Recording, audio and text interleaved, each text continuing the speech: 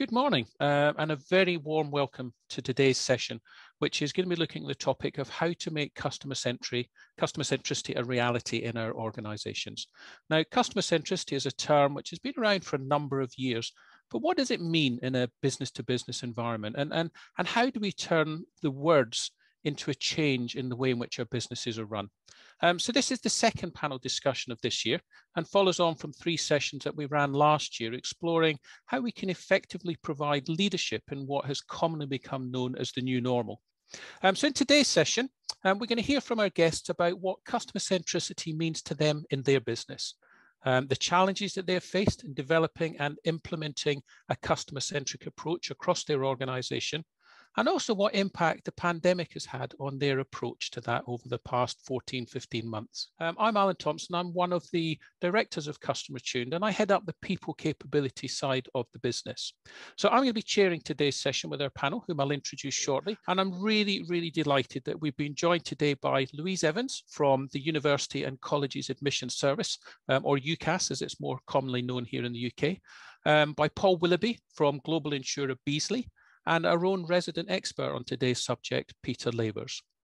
Now, Louise is currently the head of customer experience at UCAS, and she's responsible for the relationship architecture of the business-to-business customers, serving both those that receive applicants and those that support applicants through the application schemes.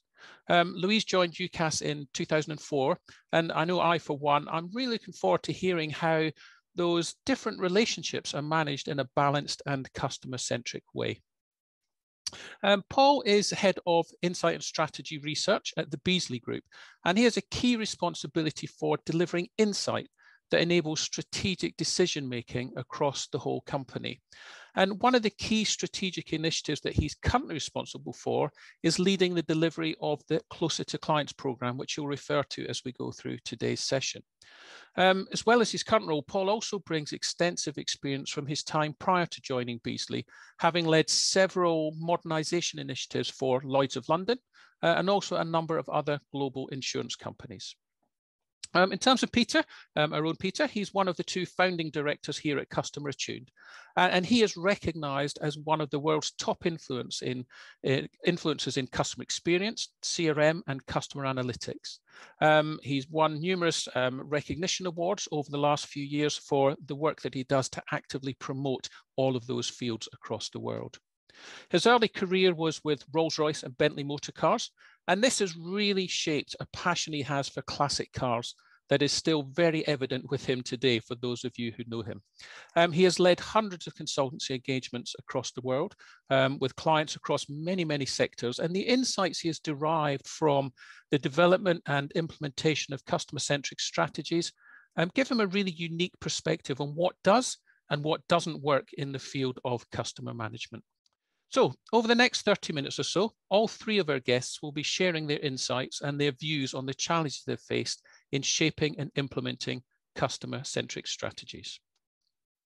So to get things started, I'd like to ask all of you to share a little bit about your company and what customer centricity means within your business.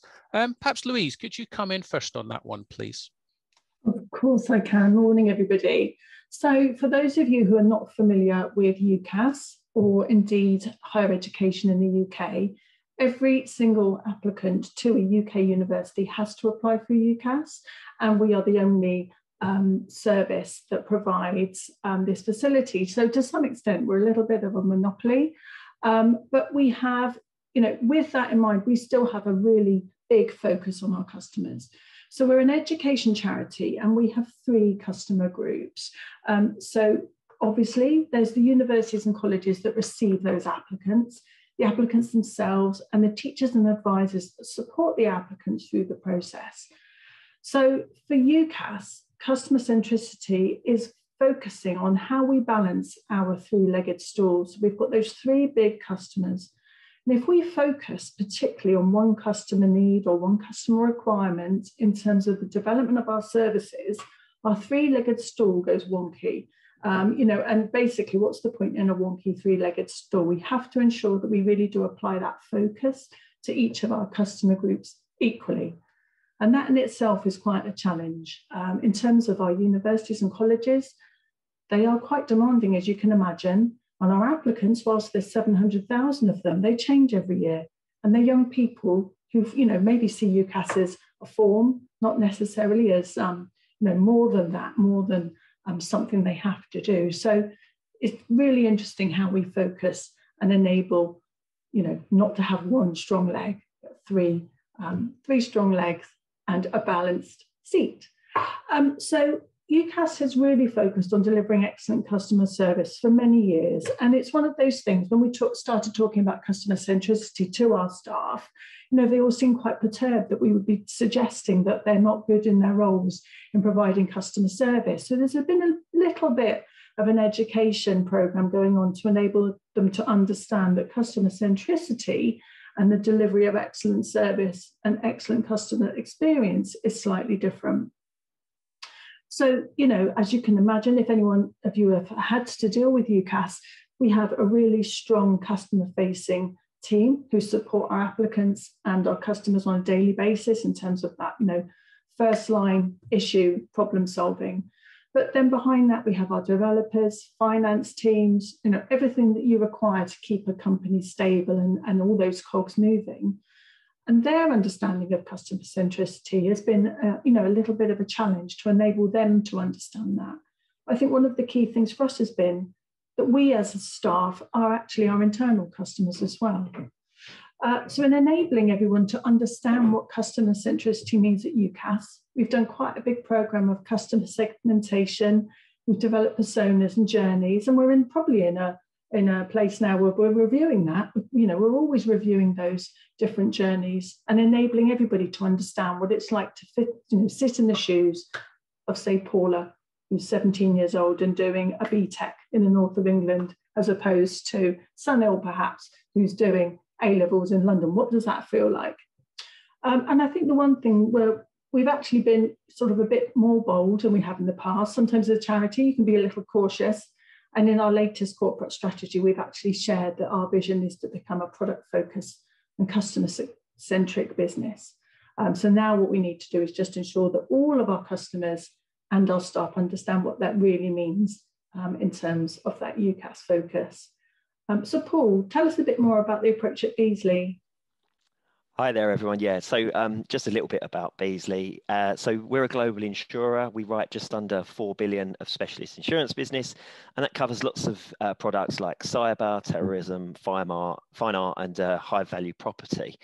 So you're not your traditional kind of motor lines that you would expect normally. So we have a global workforce. We've got offices in London, all over the US, Canada, Europe, Singapore, and that brings different challenges, different economical environments. And we've got probably 3 client problems that we're working on right now.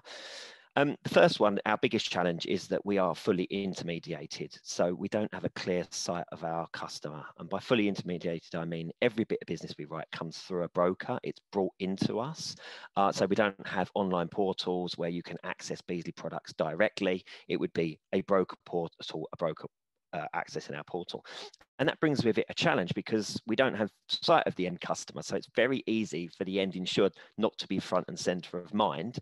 And the secondary debate there is, who is the client? Is it the broker? Is it the end insured? Is it both of them? In which case you've got this kind of tripartite customer centricity that you need to have at the forefront of your mind.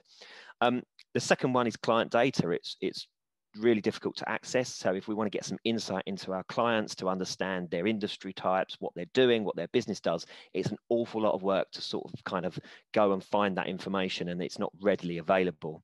And then the third one is really internally knowing how each of our employees can have an impact on the client, because if you're 4 or 5 steps removed from the client, it's really difficult. But actually, when you're designing policy documents, doing credit control, creating portals for brokers, it's really important that you're customer centric. So our biggest strategy at the moment is around making sure people understand how they have a direct impact on the end customer. Our overarching strategy really is that we believe it's about being visible, consistent, and a trusted partner. And that's probably how we're going to tackle it, or how we are tackling it. with the help of Customer Attuned and other strategic partners. Peter, I suppose the question for you, you've worked across lots of industries. What's your perspective on this? Yeah, thanks, Paul, and thanks so much, Louise. One thing that I found really interesting that both of you brought out in what you've said already is that you've talked about the whole company approach, and in a way it's kind of obvious. You can't have just a bit of the organisation that is customer-centric. The whole organisation needs to be, and this very much agrees with what I found, as has been said, loads of different organisations, all well-meaning, all wanting to do the right thing for customers as well as to do well in business, of course. But the thing I've learned is that you need to address this, what we call systemically. And in a way, it's such a shame that word systemic is so often associated with bad things now, isn't it? Like systemic racism or sexism.